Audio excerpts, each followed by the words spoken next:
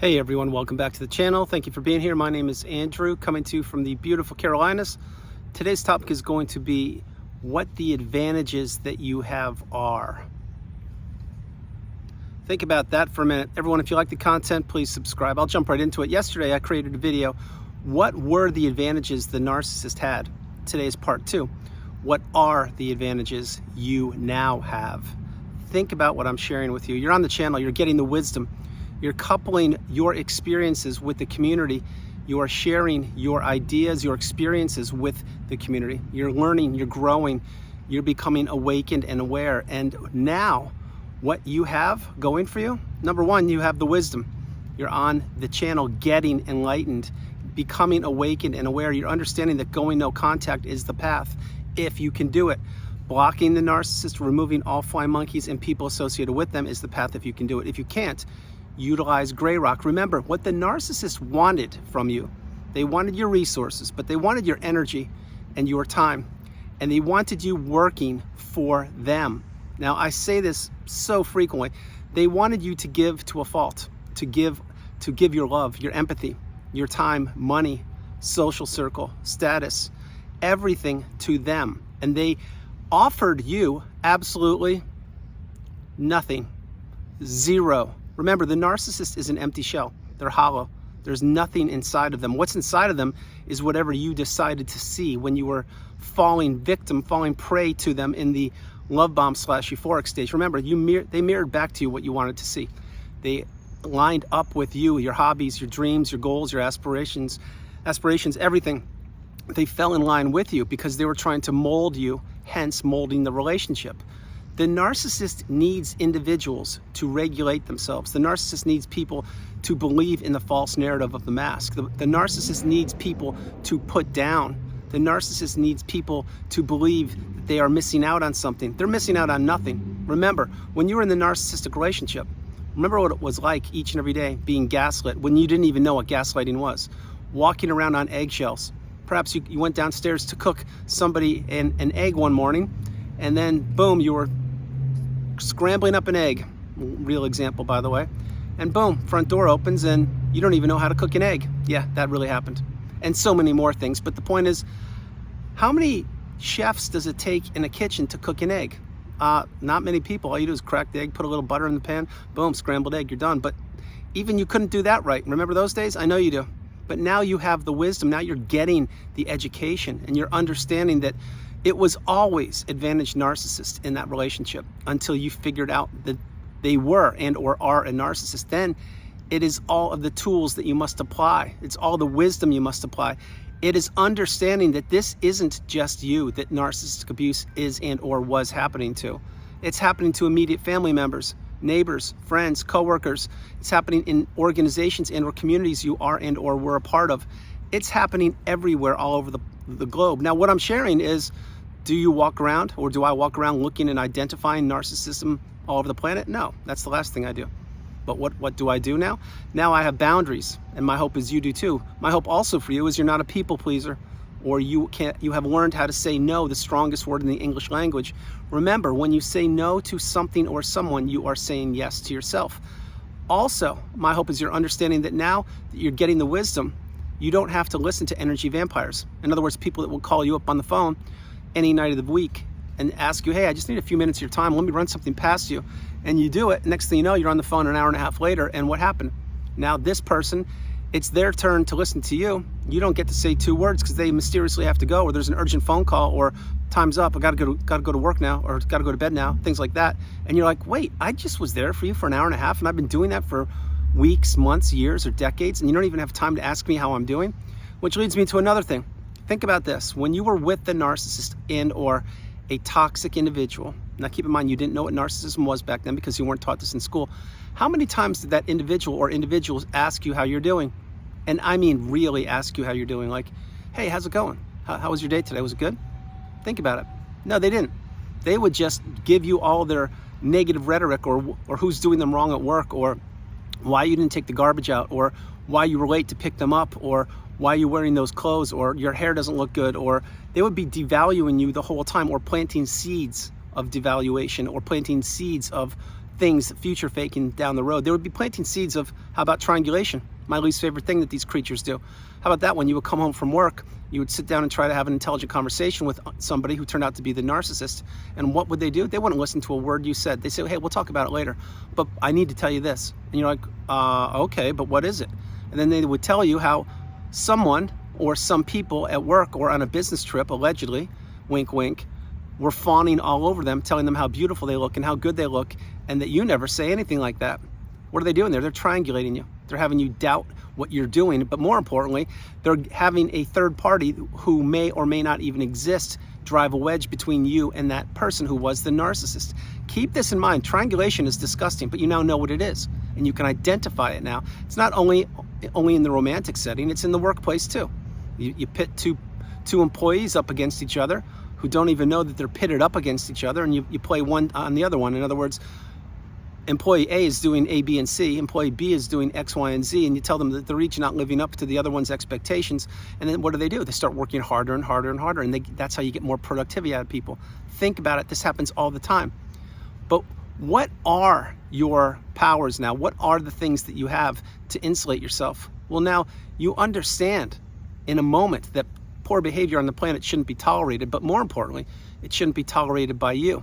And that's an advantage for you. Another advantage for you is understanding what narcissism is and how it affected you for a period of time.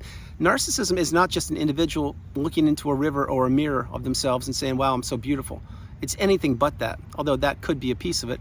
What it really is somebody trying to belittle you and take advantage of you and manipulate you and have you not believe in yourself and have you become an extension of them, giving to a fault. Basically, what it is it's a form of brainwashing you into believing that you are not important, that you don't matter, that you're not valuable, and that you can't even make a simple decision. That's what they want you believing. They want you believing that you're worthless without the narcissist.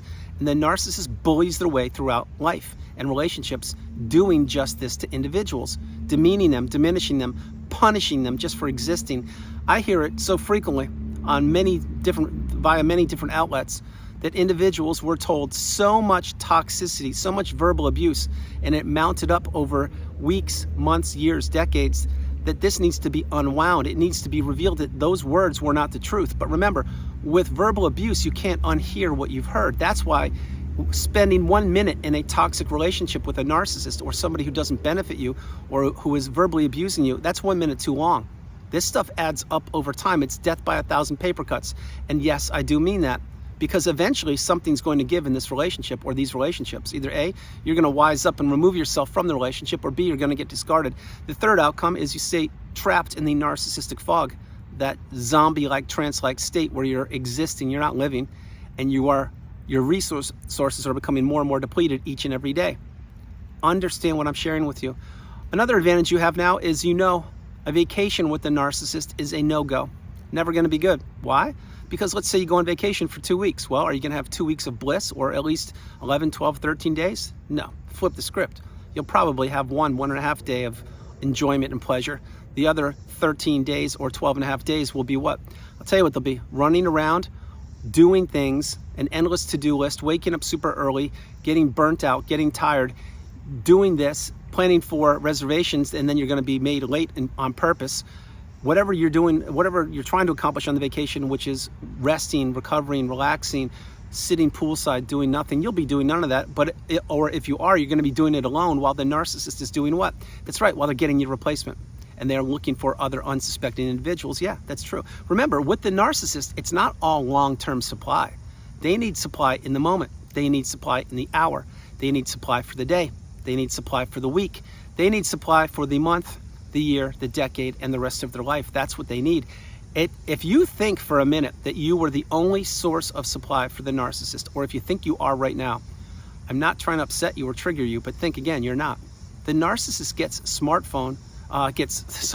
they get supply from smartphones, from dating apps, from apps in general, from websites, from social media, from you answering your phone, from you not answering your phone, from you responding to the narcissist, from you not responding. The narcissist gets supply every way possible. Remember, picture the narcissist as a puppeteer.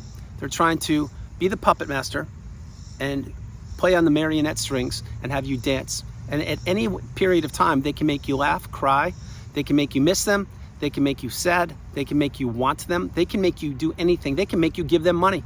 They can make you sign over your assets to them. Yes, I do mean that. These narcissistic relationships, they're meant to inflict as much damage upon the individual, which at one point in time was you. It certainly was me. And they want to extract all of your resources, and they are not satisfied or satiated ever. The reason the narcissist most likely discarded you, although not exclusive to what I'm going to share with you, is because your resources most likely were becoming depleted, and they found another new shiny object, or they recycled another individual. That's what they do. They go from relationship to relationship. Many times the narcissist goes back to their ex multiple times. Why? Well, a couple reasons there. One is the ex could be a narcissist themselves, highly likely. Two, the other individual may not have healed because they don't even know what healing is. They haven't figured out that they're with a narcissist, or they were. And number three, because they're vulnerable and they believe that things will be different this time. That yes, it was difficult in the past, it was challenging, but things are going to be different because the narcissist tells me so. Understand my message. These are all advantages you, when you finally close the chapter on the book of the narcissist and leave them in the past, and you reach the pinnacle of indifference, that mountaintop of indifference, when you just say, listen, you did what you did. It was an Academy Award performance. You had everyone fooled, and perhaps even right now you have people fooled, but you're not fooling me because I'm the one person trained. I'm the one person that figured you out. I'm the one that got away. I'm the one that figured out exactly what I was up against when you thought I never would figure you out. But yet here I am. And yes, you did crumble me up like a sheet of paper. Yes, you did try to throw me away on the freeway, never to look back. Yes, you did blow up all the support system that I built up. Yes, you did think I would not make it. But guess what? Here we are. And that's you. That's what you need to understand. That's advantage you. Remember, when you get your first light bulb moment, in other words, you finally understand the person you're with does not have your best interest at heart. They never have and they never will. They're incapable of change. They can't introspect. They don't want to be accountable. They are basically rotten to the core, and they need a fuel source, i.e. they needed you, and now they need somebody else or multiple people to fill in the massive fuel source that you were. They need that. They need something to put inside that old used car. They need a new engine. Whether it's a recycled engine, a refurbished engine, or a brand new engine, it doesn't matter. They just need something to make them feel good about themselves and to belittle and or berate the other individual, which at one point was you. So when you see it, you can't unsee it. And this is advantage you. Remember, like I shared on the videos recently, there are a few outcomes of the narcissistic relationship, post-relationship. One is an individual never gets the wisdom. And that is a shame, but that's most people on the planet. It sincerely is. Number two is you get the wisdom on my channel and you're not strong enough to apply it yet. My hope is, if that is you, you need to break the trauma bond, which is no easy task, but you will do it in time, in your time, and then you need to go no contact and block, etc. The third person is a person who gets the wisdom and applies it.